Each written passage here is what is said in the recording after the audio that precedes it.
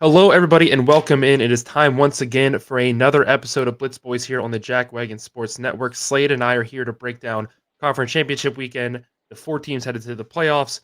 There was no drama there at all. Don't worry. But we'll be sure to cover everything for you guys and get you ready for Army Navy week and lead into bowl season.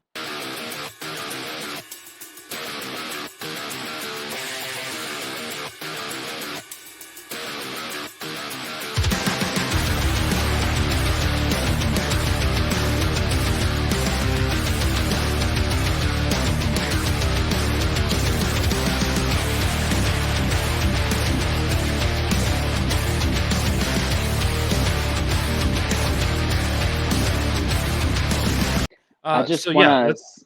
No, I go just ahead. wanna say real quick, George made that intro video, and if you're watching on YouTube, all four of the college football playoff teams are involved in that video, which you couldn't have planned. 130 some teams, and all four of them are in there. I actually never paid attention to that. That's funny. So let's go ahead and let's look at the four teams that will be heading to the college football playoff this year. Michigan is your one seed, Washington at two, Texas at three, and Alabama at four.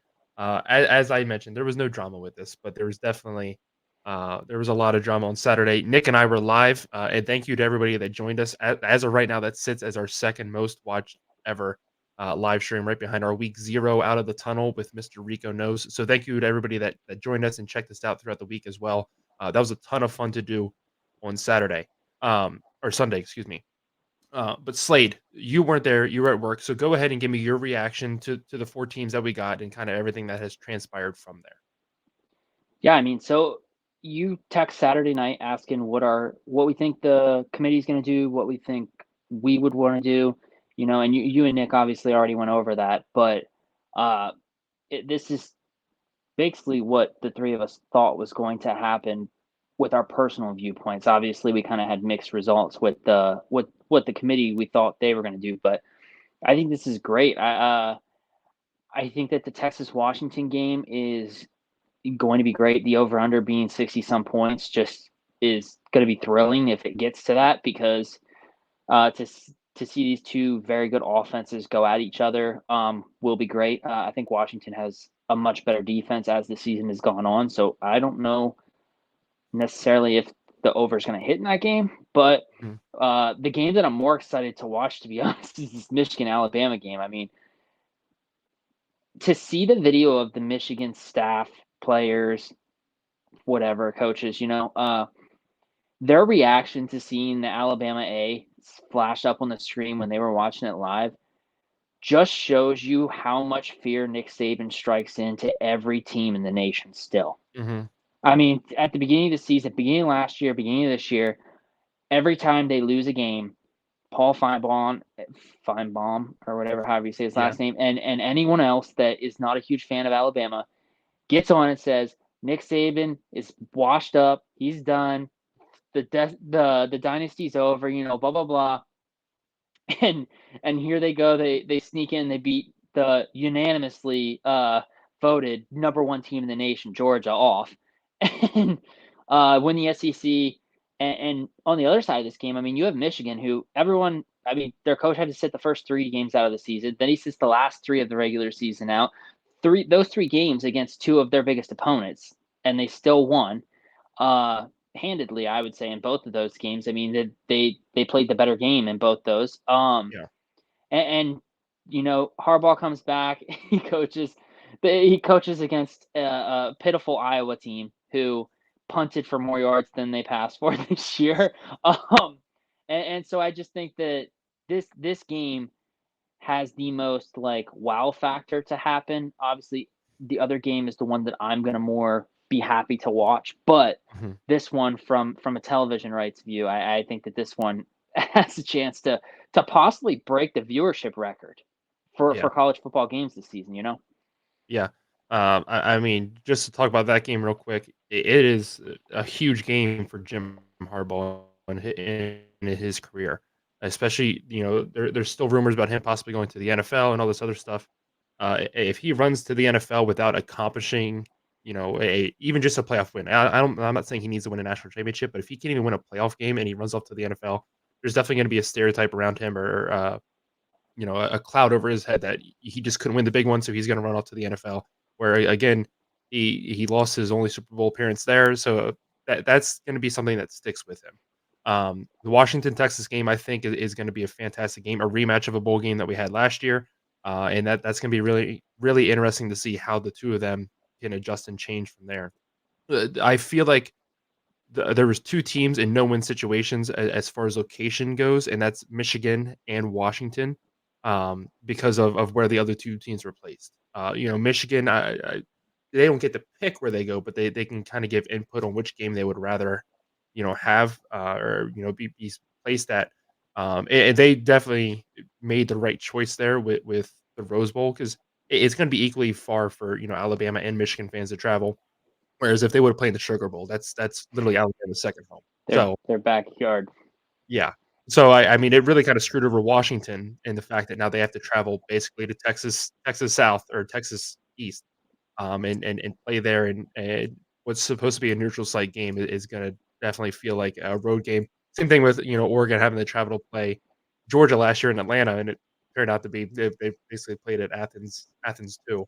Um so that's the one thing that I feel like kinda and there was a no-win situation, for either of those teams, so that's one thing that kinda sucks, and there's no real, stamped on solution to that because it's not like you can say, "Well, just pick a different bowl game." Well, then that's not fair to the Sugar Bowl, the Rose Bowl, whatever. But sucks nonetheless that, Washington Mhm. has to go to Texas' backyard to play. Um obviously, there was a ton of controversy with Alabama and Florida State and who got put in, who got put out. We don't have to sit here and kind of fully dive into that and rehash everything that's been talked about over and over for the past 4 and 5 days now. Um, I just want to ask you real quick, what was your first reaction when you saw that pop up, and just your general thoughts on everything that happened between Yes. using Alabama. So I think that on one side, you see a team, Alabama's reaction, that they're like, they just clap, ready, back to work, Mhm. Um, Florida State, just devastated. The coach comes out right away and says this is a travesty. The AD does the same thing. They're going to sue. The state wants, the ACC, or yeah, the Florida State wants to have all the ACC teams boycott their bowl games. You all this going right away, and the only person that really kind of reacted. Obviously, any fan base is going to react the way that Florida State did. If this happened to Oregon, you and every Oregon fan would be reacting the same. If this happened to Penn State, same thing. Michigan, Ohio Yeah. State, whoever. Uh, Mhm.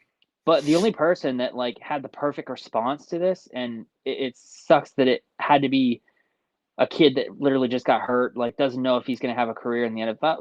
Whatever that happened. Jordan Travis. Right. Yeah. I'm so devastated. I wish I would have broke my leg earlier in the season so you guys could see that this team is the team that deserves to be there. That it's not just a one person rodeo. The dude that was literally a Heisman contender. This would be the same thing as Bo Nix literally breaking his leg two games left in the season after they just blew through everybody, Mhm. and him trying to say no, this team's the team. It's like no, you're the high. If you take the Heisman off the team is definitely not going to play the same. It's Yeah. not saying that team is not still good, but that team is not the same caliber of team that they were with the Heisman candidate there, which Jordan Travis was. He was definitely in the Yeah. top 5 Heisman candidacy.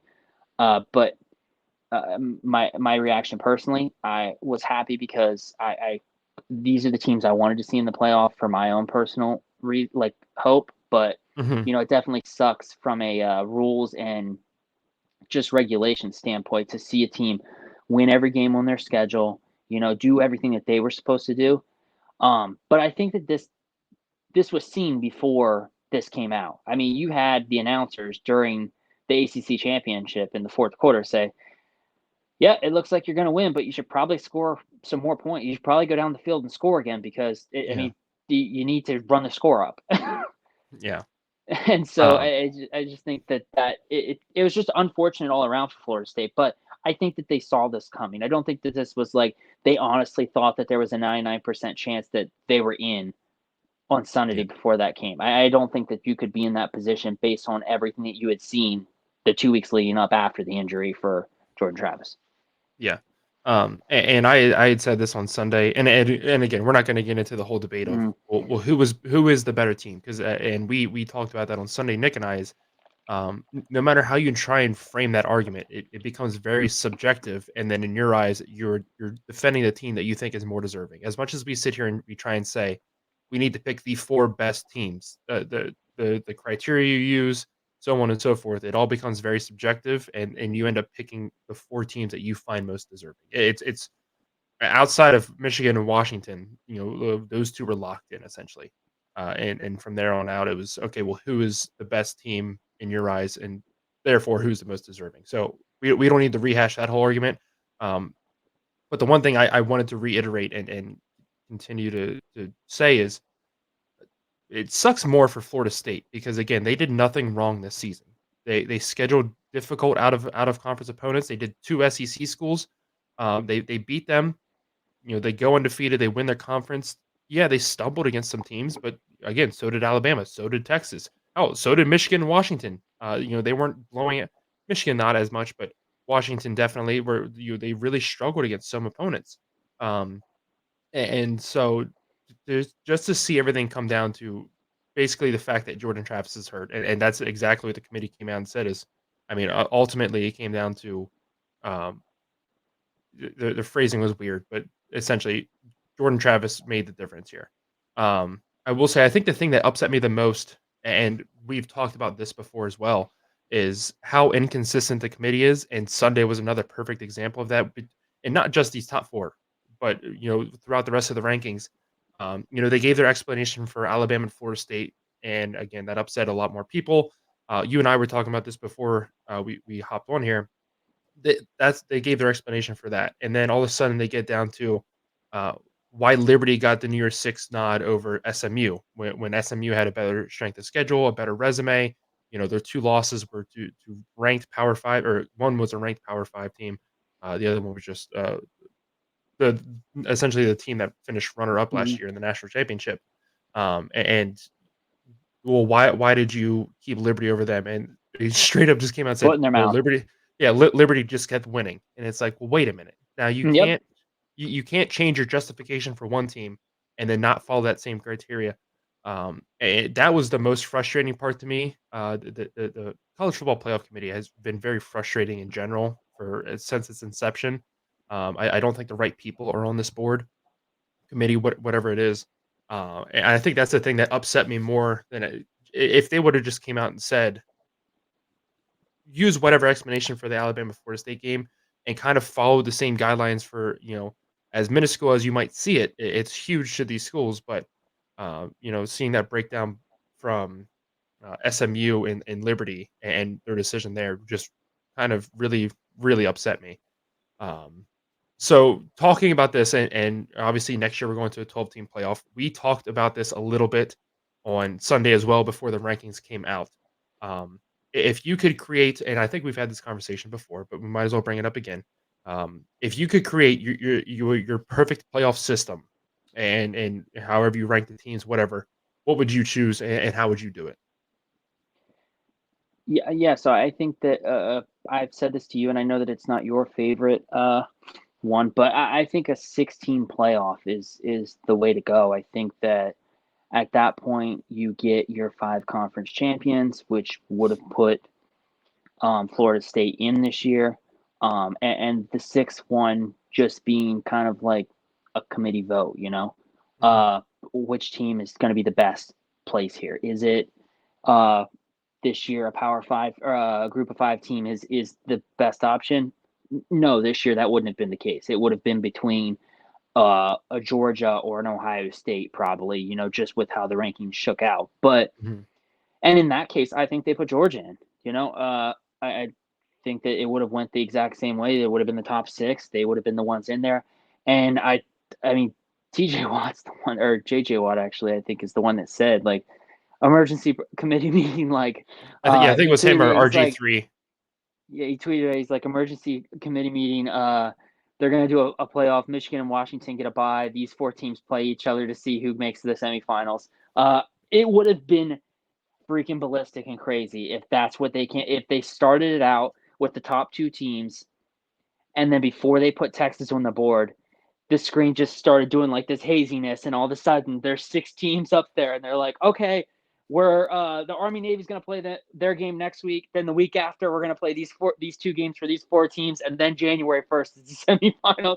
Yeah. It would have been so crazy. It would have been better than just leaving FSU out, I think, this year. But I I think the 6 team is the best way to go with it. I think, like I said, the Power 5, those 5 conference champions get in, and then the next one is a committee vote, basically, for that. I, I I just think that that's the better option. It still leaves the option for a group of 5, which I know that you were in dire hopes to include, obviously, Mhm. not to just be dismissed. Maybe not that they have to be always included, but they shouldn't always be dismissed, which is right. But Right. that's my thing. Um, Well, what about you? so with yours, and I'm glad you brought up the group of 5 thing. I thought about it more after our conversation, because like you said, and this is probably my biggest flaw when we talk college football is I'm a stickler for the group of 5. Again, I feel like they don't get enough respect. And on one hand, I feel like my argument was valid because the way you phrased it at first, or at least on Sunday, is it almost came off like never Through include text. yeah, Yeah, never yeah. include the group of 5 essentially. And I had said to you, um, basically, what's the point of them being at this level then? Like, Mhm. why don't we just separate them into a different level? But I thought about it more, and you're right because again, as much as I'm trying to champion liberty this year, I can agree. They're and they might beat Oregon. I'm not saying that they won't. I'm not saying Oregon's. I'm not one of those people saying they're gonna get blown out of the water by Oregon. You need to play the game. You need to see what happens. But I mean, if they went up against Georgia, Georgia would smoke them by 30. I think it's crazy. I think Georgia will go down as the best team to not make the playoffs in the amount in. Well, I think that that's my personal opinion in Yeah, the group of or the 4 team playoff system here. It's crazy that that team is 6th ranked and they didn't even yeah, get in 5th. They're 6th. yeah. Sorry, back. No, you're fine. But so the more I thought about it, I think if a group of 5 team gets above the rank of 15th, I think they should seriously be considered. If not, kind of get a bid because first of all, again, this committee sucks, and they can't rank anybody worth a shit. And so I think if they're able to get themselves above that 15th threshold, I think they at least deserve a shot, and not necessarily just if they're in the top 25, don't just slap them in there, for the sake of saying they made the playoff. Um, but yeah, so that's the one thing I reflected on since we talked on um, Sunday, and I like the 6 team. I definitely think it's better than the 4 team. I think it's better than the 12 team because I said we talked about it on Saturday. I think 12 is just too much. Um, for the way that college football shapes out right now, I think Mhm. 12 is too much. I think 8 would be another great option. Um, but I posted a TikTok about mine, and I pulled the graphic in here so we can take a look at it. But this would be what I feel like would be not necessarily perfect, kind of playoff, but I think this would be an amazing playoff to see nonetheless.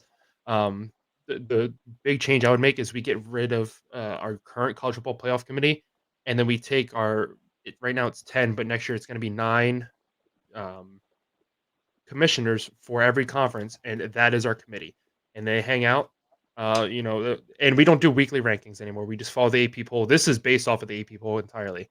But they get together, and essentially their one job is to set the matchups in that first round. We have everybody that has the bye here is a conference champion. So that's 8 buys, and then the 2 conferences that didn't get a automatic bye were the 2 conferences with the lowest win-loss record for their champions. So we have Miami, Ohio. We're actually tied with Troy, but Troy I felt like had a better strength of schedule, so I just gave them the nod. And then Boise State, who went 8-5. And then from there, again, I just kind of tried to seed it my best off of the AP poll rankings. But the FCS level, and that's what this is modeled after. Their committee gets together and they just set those matchups, and that's how they do it. So we could, mix these up however we wanted, and I feel like we'd still get really great matchups. The only matchup here I think would not be super fun to see would be Miami, Ohio versus LSU. I mean, who know? Again, you need to play the game to find out, but I still feel like that would be a really fun way to do the playoffs. Or the bottom one there. I mean, that was a 41 or 42 Yeah, nothing game the first time yeah, around. that too. Yeah, and like I as soon as I got done making it, I realized there was 2 rematches in there with Ohio State, Notre Dame, and again, I said which this that at would the be top. electric. Yeah, I don't think anybody would complain to get that game again after we just had Yeah. it at the beginning of the season. Winner gets But, freaking again, Iowa. that's what the committee would be there for is to Yeah. kinda prevent those rematches and stuff and create a little bit better matchups for TV and stuff. And I said the higher seeded team will be the home team. So, Ole Miss would host Oregon State. I feel like that would be a great game. But before Jonathan Smith left and everything. Boise State, Oklahoma, I feel like would still be electric, especially at Boise State in December, we'll say. Again, Ohio State, Notre Dame rematch. Louisville at Oregon, that would be an electric game. Mhm. Missouri, NC State, I think is going to be my favorite game. That or Georgia at Arizona. I mean, those are 2 games I would be very, very excited to see. Um, and again, everybody had brought up has been sharing Mike Leach videos ever since the announcement came out on Sunday saying, "Well, why do we Mhm. have, these people deciding who the 4 best teams are?" People that, essentially know nothing about football, have never played the game of football, so on and so forth, and they're gonna sit down and tell us who the 4 best teams are, and, another thing he says when he gave that kinda rant or that speech is, "There's different levels of football, and everybody has a functional playoff system except for us, and we can never seem to figure it out, and I don't understand why we don't just look at how somebody else is doing it and kind of model it after that. And again, the FCS is probably one of my favorite playoff systems in the entire country. And I really love it. And so I was like, you know what? Let me just see what this would look like. I just really wish I had a PC so I could boot up NCAA 14 revamped and sit there and play that. I think that would be beyond fun to do. Well, see what we can figure out. But your thoughts on my playoff system since I talked about yours? Yeah, so I think that seeing this, obviously, it looks amazing. You want to see all these games, but I think it makes me like the 8-team playoff even better than the 6-team. I think because Hmm. I I don't like the fact that there's buys. I don't think that I like that. I think that it's unfair for. I think if you made the playoffs, you should just be at the same. I mean, the seeding should make it so that based on someone's opinion or who they played throughout the season, you have the top seed. You have a better chance theoretically to win your game. But I, I I don't know. I think injury wise and everything that can happen, I think you just go straight up Hmm. or uh or not at all. I don't know. Yeah, I I I definitely like the way this is, and I think that it would be crazy if you get your brackets out like March Madness basically, and it's in January that all this is happening. Um, but yeah, I think that this has made me realize that I think I like the 8-team better than the 6-team because then at that point you would still have the 5 conference champions, and then there's just the 3 like I guess at large bids or whatever that the Right. committee would choose. Yeah. Uh, I mean, and we'll look into next year too. I mean, we'd only have the 4 Power 4 conference champions, and then, right. then you have 4 at-large bids. Oh, And then the it's not gonna be, just whoever who has the best record out of, no, I don't Washington believe State and I Oregon s State. I still wanna see so I know they have their scheduling agreement with the Mountain West Conference, but they're not part of the Mountain West Conference yet. So, like, Right, they're not eligible to play in the the top championship game team. or anything like that. I would love to see them just play essentially a pointless fucking game at the end of the year, play each other and call it the Pac-2 Yeah, championship or whatever. I still think that would be fun, and I would love to see that. And then the other thing I just wanna say about this quick, um, in my dream scenario that I'm cooking up in my head here is and we talked about this on Saturday. I would remove conference championship games too. Like I would get rid of that, mhm, and then from there, whoever has the best record and through tiebreakers and whatever at the end of the season, that's who your conference champion is. And then that way too, it's one less game, and we can even talk about dropping, um, another game from the preseason. yeah. Stop playing FCS schools, which again has always been my biggest gripe about a lot of Yeah, football but you're teams. killing the little guy now. See, It's always it's hard to do that.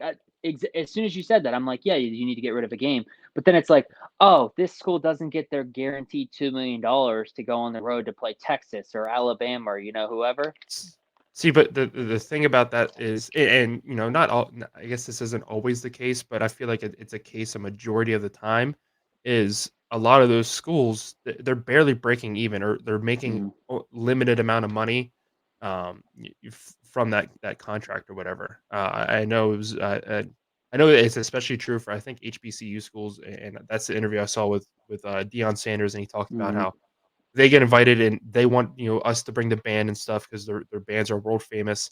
And it's like, well, that's great, but your money barely covers our travel costs, let alone we had to put the kids up in hotels and all this other stuff.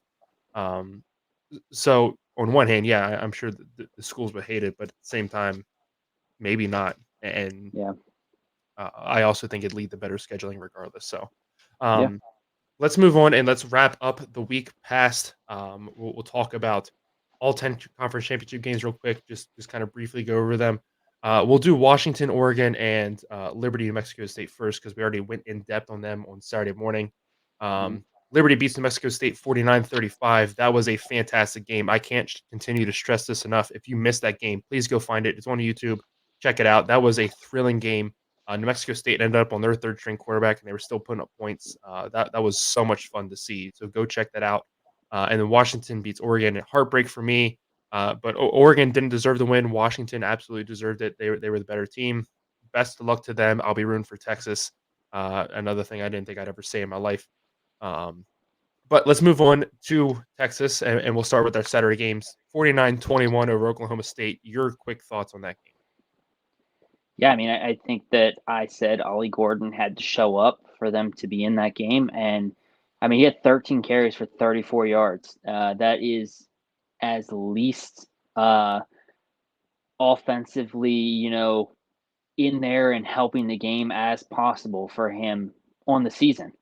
I mean, you got the ball 13 times and you total for 34 yards. I said that they give him the ball 20 times and he rushes for over 100 yards and it changes their offense, and they didn't do that. So, I mean, Mhm. that coupled with we got to see Quinn Ewers, or sorry, Arch Manning in there, and who was the dude that's like a fifth-year senior that got hurt again that he's done, Yeah, but they put him out I there. forgot his name, yeah. But yeah, They he put he him got to out go out there there for for the the final knee. snap.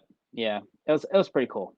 Yeah, Yeah, I think that Texas went out there, they did what they needed to do, but also I think that they have the second easiest game played on championship weekend aside from Michigan. So I think that yeah, this is what they needed to do to show that you're one of those top four teams. exactly. But yeah, exactly like you said, like we said on Saturday morning, Oklahoma State needed to run the ball and not turn the ball over. They couldn't run the ball and they turned the ball over twice. I mean, one of them was essentially a pick six. He got tackled like the 2 yard line and they Yeah, punched it in the next play. But yeah, I mean, if you're Ollie Gordon again, I have tremendous respect for him. He's one of the best running backs in the country. Don't run your mouth until the game's over. And he ran his mouth after his first touchdown, and they didn't let him Quinn see Ewers. This is for anything like that. Bevo's cousin. Yeah, that was very funny. And then I don't know if it was this week or last week, but like they were celebrating or whatever, and he posted a picture in the locker room. He's like, "Should I stream Fortnite later?" I'm like, "What the Yeah, fuck?" I think it was this week because it was like yeah, I guess Fortnite had a yeah. huge event or whatever. But yeah, like you said, Texas needed to just to be safe. They needed to put their stamp on this game and really run away with it, and that's what they did. And now they're looking good for the playoffs. That's going to be an exciting matchup. I am a little concerned. They're starting to get beat up on the outsides. We already talked about the running back is out for the season. So they need to take these next couple weeks and get extremely healthy. Because I saw uh, their top three wide receivers account for almost 98% of their passing offense, and I'm like, that is a scary statistic because again, if one of them goes down, and I think Xavier went down on Saturday, at least in the Worthy, second yeah. half. I'm not sure what his injury is. I haven't seen anything since, but that is very concerning if you're going to put that Mhm. much of your pass offense on those guys and they can get hurt at any time. Next up, we had the MAC championship. This was a rematch from earlier in the season. This was, I think, one of the best games, second best game, I'll say, that we had on Saturday. 23-14, Miami, Ohio gets revenge. I don't know if you got to see much of this game. I turned it on because I was Mhm. tired of watching the Texas game, but your thoughts on this one? I think Miami's defense in the first and fourth quarter was the difference. I mean, they shut them out in the first and fourth quarter. I think they also scored 10 points in each of those quarters, or at least in the fourth. I think I don't know, but I just thought it was funny. There's 97 total rushing yards, two turnovers, and the win. I just I think I picked Miami, Ohio, and I needed that win, so I was happy for that. But I don't know. I wasn't like super impressed with this game. Yeah. Yeah, I mean, it definitely wasn't the cleanest game on either side. I was Yeah. really surprised. um, how kind of sloppy Toledo came out, and like you said, only 97 rushing yards, 2 turnovers. That's not the Toledo that we've seen all season. They've been very good about controlling the ball and not turning it over. And so I think that was the most surprising part. When I saw that in the first half, I was like, man, it's going to take a lot to kind of to turn this and turn the momentum around. They got a break there right at the end of the first half. They got some points on the board. And I was like, all right, maybe that'll give them momentum. Came out in the second half, and Miami, Ohio just went right back to kind of putting it to them. And they looked great the entire game. So shout out to Miami, Ohio for winning the conference championship. Next up, we had the Mountain West Championship, Boise State, UNLV. This one surprised me. 44-20, Boise State is your Mountain West champions. They do it without a head coach, who is now officially their head coach. Their interim head coach gets hired on after he leads them to the Mountain West Championship game. Um, what's surprising to me is how close this game was to start, and all of a sudden I looked up and Boise State is just taking it to UNLV. Um, at one point it was 14-14, and then all of a sudden you look up and it's 31-14 Boise State before halftime. And that was just very very surprising to me. Your thoughts on this one? Yeah. So the difference and why it looked like that when you looked up, uh, Boise's running backs, 51 carries for 300 yards, just crazy.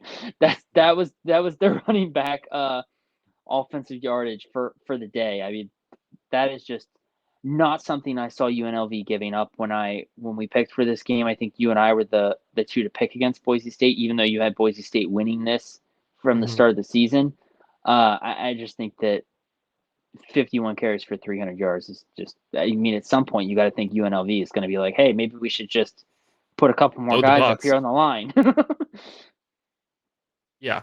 um I'm disappointed in myself for picking against Boise State, but again, I really feel like UNLV had momentum behind them. I Yeah. was impressed with how they looked, and they let me down. But they're setting up for a huge bowl matchup. We're going to talk about that one on Saturday.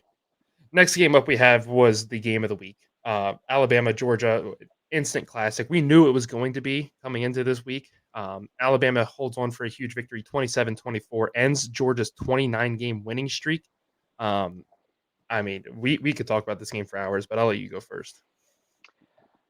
I think the difference here is what we've kind of seen in the second half of the season for Alabama. Tommy Rees, he changed Alabama's offense. He changed Jalen Milroe, and that was the difference. I mean, they game planned these last couple weeks for Jalen. Mhm. They game plan to make sure that they're maximizing his opportunities for big potential plays while also minimizing the possibility of him making kind of boneheaded decisions and just lobbing it to the defense. Um, I think that the offensive coordinator here in this game was the difference. I think it's also funny that Nick Saban is he's they're 8-2 against the number one ranked team in the nation all time for Nick Saban. Yeah. That 9-2 now, I think. That was Yeah. before the game. I think I saw that stat. Just crazy. The dude, Kirby Smart's 1-2, 1-3 against him now, or something like that. 4 games against that. I think Nick so. Saban just. They said Nick Saban In wakes up 5. with a smirk on his face when he has to play one of his one of his past coaches that were underneath him, because I mean his record against these guys is just crazy. Yeah. Just I when think you he's only think lost George, to 2, and yeah, it's or no, 3, because Jimbo beat him one time. So Jimbo, Kirby, and Sark have all beat him now, and then they were yeah, former coaches. and it's like, and he's like 50-3 or something. It's not 50, but whatever the thing Yeah. is, it's crazy. And it's just, you think the way Georgia was rolling, the way they played this season, you're like, I mean, Georgia wasn't really all that tested except for against maybe Auburn and Missouri this year. And so it's like they're going to go into this game and they might be tested, but they're going to come out on the other side just like they always do these last 2 years. And I mean, it was Alabama did what they had to do. They got up early, they maximized they took advantage of Georgia, the couple stops they were able to get on them, and that's really was the difference for Yeah. me. Yeah, this was just a fantastic game to watch, and again, I didn't have a dog in the race. I think that's what makes college football its most exciting, is when you can just sit back and appreciate how great both of these teams were. The resiliency Georgia showed. I mean, there was points in that game that they could have just quit, and that's what makes teams like this national championship contenders every year. And I wish that again that we had the expanded playoff this year. We got to see Georgia kind of bounce back from this and how they would play, because I do feel like they are one of the best teams in college football, and Alabama's going out there and prove that hey, we ain't dead yet. Exactly like you said, everybody wrote them off after the Texas loss, after they struggled to beat UCF. Um, the way I was very, very harsh of Tommy Reese at the beginning of the season, and I feel like it was deserved then. But to see the way that he's grown and evolved and really helped Jalen Milroe develop, and lead Alabama to the point that they're at right now, I think says a lot to how good this coaching staff is as a whole, and not just Nick Saban, because obviously I can't say enough good things about Nick Saban, but it takes a whole village to be able to Mhm. do something like this, and Alabama deserves their flowers. Controversy or not, I feel like they are the national championship favorites right now. I don't see everybody else. I think they're fourth in betting right now. I would put them at first. The scary thing is just the reaction video to all 4 Mhm, teams being picked for the playoff. They're the mhm, only team that not one person gets up and screams and is like, I mean, there's guys on this team that have never made the playoff, you know? There's young guys, you know, that are like anywhere else in the country are going to be like screaming, you know, have their phone out and everything. These guys, no phones, just sitting there like you said, golf clap. Like, I mean, yeah, it's crazy the difference in videos that we got from their team versus the other three. yeah. Moving on, we had the American Championship game, which I felt like was a pretty good game. I was surprised how sloppy I guess Tulane looked, and again, I don't know when the team found out their head coach was leaving, if it was before the game, and if that affected anything. Um, but SMU wins their conference championship in the final year that they're in the American before they head to the ACC. The ACC needs to watch out next year for SMU because they are a very impressive team, top to bottom. And I think They got right lots of now, money too. yeah, right now without anything kind of we don't know what the transfer portal is going to do to this team and so on. Any injuries that might come into next season. SMU, I feel like should be a dark horse to win the ACC. But 26-14 win on the road at Tulane. Were you okay with Liberty keeping their spot above SMU, or do you feel like SMU should have jumped Liberty? I think that Tulane lost this game for themselves. SMU had 3 turnovers, and Tulane's offense just couldn't do anything. What's his name? Pratt. Yeah, Is that he? I mean, he was basically at half capacity for the second half of this game. I mean, he like tries to throw the ball, winces, and then he's like, "It's fine, coach. I'll go in. You know, I got yeah. this." And he goes in and he just whiffs the ball out of the end zone. It's like, what is? Why are we still have this guy in? Like, I And I mean, mean they've proven they have a capable backup because right. that capable backup almost beat Ole Miss at the beginning of the year. Right. I mean, Tulane, 26 carries for 31 yards. They're 1 of 4 on fourth down, 2 of 15 for third down. I mean, their offense was just the reason they lost this game. And their inability to take this obviously injured dude out of the game when they still had a chance to win. Uh, Yeah, I mean, yeah, I think SMU gave Tulane every opportunity to win this game with their 3 turnovers, and Tulane was just like you said, I don't know when they found out that coach might be leaving, but uh, it definitely seemed like they just definitely didn't want to win this game. yeah. Um, again, I can't say enough good things about SMU. Disappointing end to the season for Tulane. I mean, it really looked like for a time Mhm. there they were going to be repeat New Year's Six opponents. Um, I definitely would have been shaking in my boots if Oregon pulled Tulane. Um, but nonetheless, I'm interested to see. Um, Willie Fritz at Houston. I was surprised by that move because I feel Mhm. like right now with how both teams sit, it's a lateral move rather than necessarily moving up. I understand you're going from a group of five to a power five, but just the situation in Houston right now, I was really surprised by that move. Um, I'm also curious if when and if we're going to see Tulane start to try and make a move possibly to a power five if they're going to do that again. Um, I obviously they were in the SEC years and years ago. It feels like it, hundreds of years ago at this point. But is that something they're starting to eye now? Is the American in trouble of possibly dissipating before our eyes? I think that's an underrated storyline that with SMU leaving. Obviously, I feel like that kind of leaves the conference wide open for Tulane and Memphis to run stuff for the next couple of years. But definitely something I'm going to keep my eye on going forward. Over in the Sun Belt, we had Troy and App State. We were all kind of high on the App State train. They've looked very good the past couple weeks, and Troy showed up, and they are back-to-back Sun Belt champions, 49-23. Again, never really felt like App was in this game. It was close at a couple points early in the first half, and from there, it was all Troy. Your thoughts on the Troy going back-to-back? Yeah, I feel like I'm all over the running backs today in terms of games, but I'm gonna butcher this name. Kamani Vidal Mhm. is Troy's running back. I mean, the dude had 26 carries, 235 yards, and 5 rushing touchdowns. Uh, that is a monster game in a conference championship game. It doesn't matter who you're playing. App State is a very, very capable and very worthy team of being there, and to be able to just go out and do that against that team in the conference championship game is just crazy to me. And I think that was the big difference for Troy in this game. Like you said, I was all over App State in this game, even with them having I think 4 losses going into the game. Yeah, I think they were 8-4. Yeah, I was very surprised by the score in this game. Thought if App State lost, it was going to be a close one, maybe 23-20, something like that. Never did I think that they were going to give up almost 50 points. Yeah. Yeah, that was very crazy. Again, I don't think we can say that. And that's 2 years in a row now that Troy, I mean, when they show up in this game, they just find another gear. So shout out to them. Michigan, Iowa, I mean, there's really not much to say here. Michigan 26 nothing. I Their I don't know if kicker. you saw. Yeah. I don't know if you saw, there was a like a golf simulator bar in Iowa, and they offered free beer until Yeah, they Iowa went scored out a of point. business. No, they did not. They said they only sold, like, $500 worth of beer, and I saw somebody commented, They like, must have only zero 4 fans. they were like, "Only 4 people showed up," and, like, making a joke about it. Um, but then they announced that they're gonna do the same thing for their bowl game against Tennessee. So that's gonna be fun to see.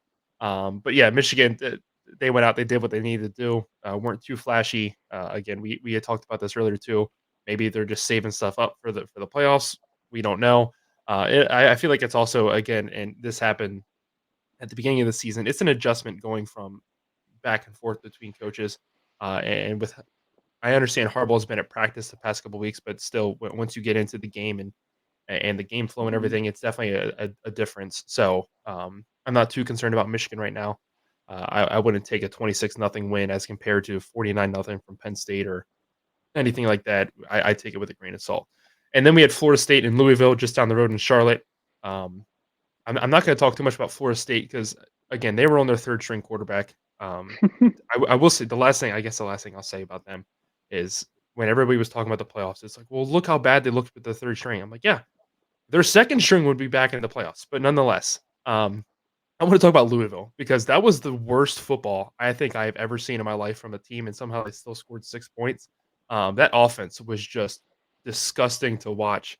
I had to keep turning the game off because I couldn't look at that. I would rather watch Iowa's offense than whatever Louisville put out on the field because that was just horrible, horrible. The turnovers, the miss, it was bad. I'll let you talk about this game. I feel like this game looked as if the ACC commissioner called up Louisville the day of the game and was like, "Hey, our best chance of putting a team into the playoffs is for FSU to go out there and put up 30 or 40 points and you guys to, kick 2 field goals and that be it." And Louisville's like, "You know what? All right, we'll play some questionable football today. We've had up and down here to end the season and we're capable of doing another down game." And Florida State just never got the memo. They just continued to run the ball into dudes the entire game. I don't Yeah, know. I just was like, and I understand that Florida State has a very great defense, and that is one of the things that has kind of carried them at points this year, kind of left them down because Florida State has had to come from behind in multiple games this year also, but that was with Jordan Travis. Um, but like you said, I mean, you obviously don't have to say too much about this game aside from like I think if Florida State goes out there and wins this game, 34-6, I think they're in the playoff. I think that had they went out there and kind of, had a couple score win against more than 10-point win against Louisville, I think that it would have been harder for the committee to deny them that 4th seed. yeah, absolutely.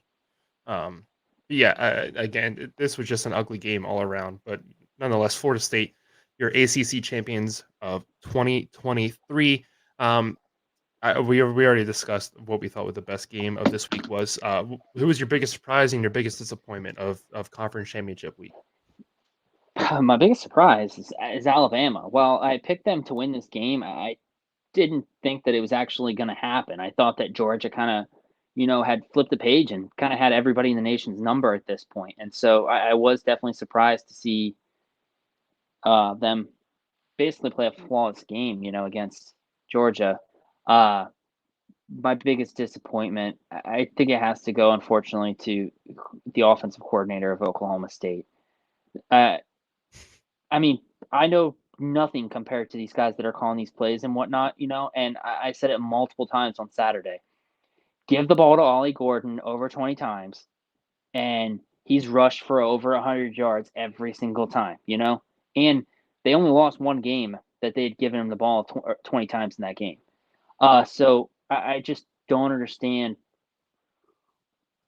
why not run what works, Yeah, and they didn't do that. So I don't know. yeah. Um, I I agree with you, and I feel like that's been a case for a lot of these teams this year, and I Mhm. know I brought it up before, but a lot of these coordinators, as soon as one thing goes wrong, they just want to abandon everything way too early. I feel like, and I understand Texas was kind of starting to pull away, but in the first half, I felt like Oklahoma State still had ways to get back into that game, and like you said, they kind of ditched everything. They put the ball in the hands of Bowman, and no disrespect to Bowman, but he's not the quarterback that's gonna just up and Would lead that comeback. He would needs you to say rely on before the the game, pieces. don't put the ball in Bowman's hands because he's Yeah, 10 touchdowns, 11 interceptions, or something like that? yeah. And like he's a decent quarterback, but he needs to rely on the guys around him. And once they've placed that game firmly on his shoulders, you could see he started to crumble. It was the same issue with Shapen last year at Mhm. Baylor, and we saw a lot of struggles out of him again this year. My biggest surprise, I think I'm going to go with SMU, and again, they didn't look great in that game, but, with the amount of mistakes they made, the way they were still able to play great defense, again, but Pratt was hurt, but still, shout out to SMU, they looked really good. Biggest disappointment, I'm gonna go with Oregon. Uh, Talk shit ever since that first matchup. Everybody was hyping this up and everything, and, I'm not necessarily saying the players, is more so the Oregon fans I'm disappointed in because they just ran their mouth all week saying, "Oh, we lost at Seattle, but we're gonna win on a neutral site." Yeah, well, we didn't. So, that was disappointing, and again, the whole first quarter was just ugly to watch. Um, so that's my most disappointing team, for this past week. Our pick go ahead. One thing I wanted to ask about the Oregon game, Mhm, because we did touch on things a little bit last Saturday since that game was on Friday. In the first quarter, or maybe it was the second quarter, well, it was like on their own 20-yard line, or they're in the red zone, and it was fourth down. Um, I think it was second quarter, getting close to halftime, and it was very similar to the time that the first game when Dan Lanning had them go for it, not kick a field goal. They didn't score the points, ended up being the mhm. points that they lose the game by. Uh, did you get worried with Dan Lanning and his play calling ability? Had that touchdown, had they not, converted on fourth down and ended up scoring some points there, would you think differently of Dan Lanning going into next season if he did exactly what James Franklin does and just repeats after repeats? Yeah, Would no, you be worried, or would you be like, it's just one thing, like, eh, he's an offensive aggressive coach, and that's just him. It works out most of the time. Every once in a while, it's not going to. Or are you going to be like, yeah, he's James Franklin 2.0? Like, what are we doing? yeah. No, I feel like I probably would have been concerned, and like you said, yeah, it's only one thing, but I feel like that's a really big thing too. But I think the thing I'm most happy about with Dan Lanning and Washington fans have kind of been poking fun at. Well, he only has one win against the top 25 team, I think, and so he's 0-3 against Washington now, and so on and so forth. Um, and I get that, but he's a second year head coach. There are definitely some Oregon fans out there that are ready to jump ship. I am not one of them. I am firmly on board SS Dan Lanning. But the growth that he showed from game one to game two, And I didn't feel like Oregon put themselves in as many situations this time either. And like I said, outside of the first quarter, I felt like the play calling was pretty good, and they did a good job moving the ball and not putting themselves in those 4th and 1, 4th and 2 situations. But at the same time, I mean, I love the aggressiveness, and there's times and places, and I think that's what Lanning is starting to understand and get better at. And I think that makes him extremely, extremely dangerous going forward. I mean, if they can put together an entire game and then do that for 12, 13 weeks, I am it's going to be very interesting to see what Oregon can do, especially going into the Big Ten, and playing against so many good defenses. I will say I really hope they can get some good defensive backs in the transfer portal, because I think that's been our biggest thorn in the side this season is they run a lot of man, and Oduze, I can't think of the other guy's name, McMillan, on Washington are two guys where if you're going to go man to man, you need to be one of the best. And they outclassed us on offense there. So I'm excited to see where Landon can go. And like you said, I'm glad he learned and kind of grew from that first Washington game. But yeah, I probably would have been concerned had we shown up and gone for 4th down 4 or 5 times. I also would have been probably even more frustrated with the offensive coordinator. Two quick things on what you just said. The first, Mhm, they do have to get some defensive guys, because Big Ten defense is just way up there in terms of defensive mhm. conference. No, I'm kidding. But anyway, the other thing, the opportunity for his top 25 team thing to change drastically with where they're going this upcoming season. I mean, it doesn't matter which team is good in the Big Ten. There's 3 to 4 teams ranked in the top 25 each season. They're going to play at least two of those teams every year. Yeah, So, I mean, the possibility for his record to either go up or down, I see it more going up than the possibility of down, just based on how he has coached in these first 2 years. But yeah, I think that the people saying, "Oh, he's only got one top 25," yeah, I think that it's like, okay, but that's the only opportunities he really had. He lost to Washington twice in one season, and he didn't have any other opportunities to be the top 25 team this year. yeah. So yeah, I think that part is something that's like, okay, well, see how many wins It, they get in the Pac two. it'd be one thing if we were getting like mud stomped every game. Like obviously we Yeah, had the Georgia game last year. That was his first ever head coaching game. right. But they are very competitive in these games. Yeah, I would say to an extent we're probably getting out coached a bit. But I mean, a lot of people forget how good DeBoer was at Fresno State. He has a long history of being a very good head coach. And this is Dan Lanning's, at least to my knowledge, his first ever head coaching gig.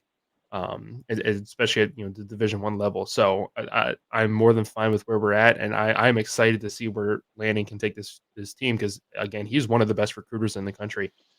So it's going to be exciting.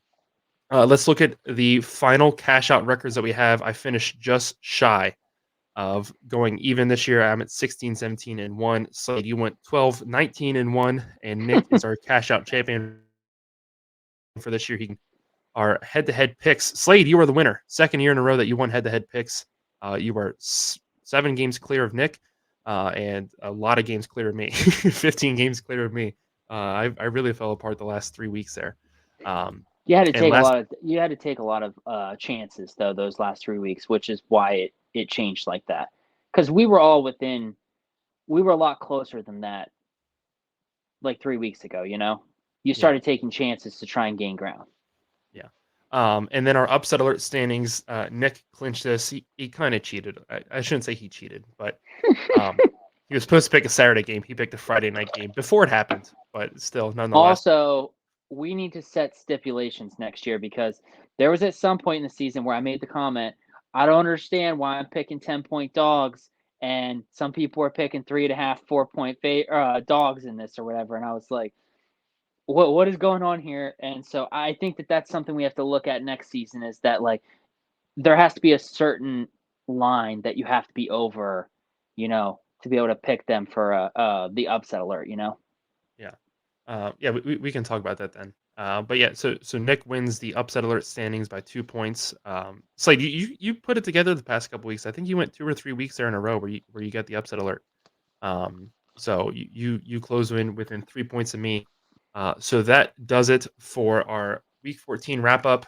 Before we leave you guys, Don't just want to remind you we have announced this. So we're going to do the second ever bowl season, Swear Jar Sweat. We did this last year with the Gasparilla Bowl. It was very easy. I didn't have to change the logo for that. But Mhm. this year it's going to be Georgia Tech and UCF. Friday, December 22nd at 6:30. Slade, Nick, and I are all going to hang out. We're going to put a bet down on this game. We're gonna watch it. We're gonna have some friends stop by. Last year we did a spelling bee. We had trivia, and I'm sure we're gonna do more of the same this year. So we're really excited, and we hope everybody can come join us over there.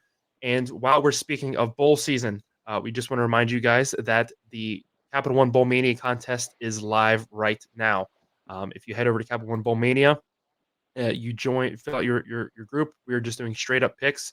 Um, Once you fill it out, join our group, Jackwagon Sports 2023 contest. One entry per person. You must be following us on any social media to be eligible. That's TikTok, Twitter, or Instagram. We no longer have a Facebook. I forgot to delete that one.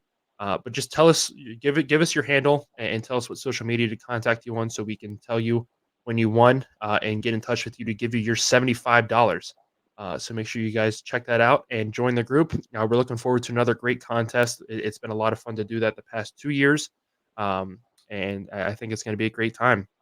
Thank you, as always, for joining us for Blitz Boys this week.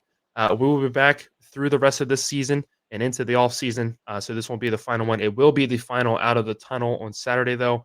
Um, at least for a couple weeks. I shouldn't say final, but we're going to do the Army Navy game. We're going to preview bowl season, and then we will be back for the semifinal games and then the national championship game as well.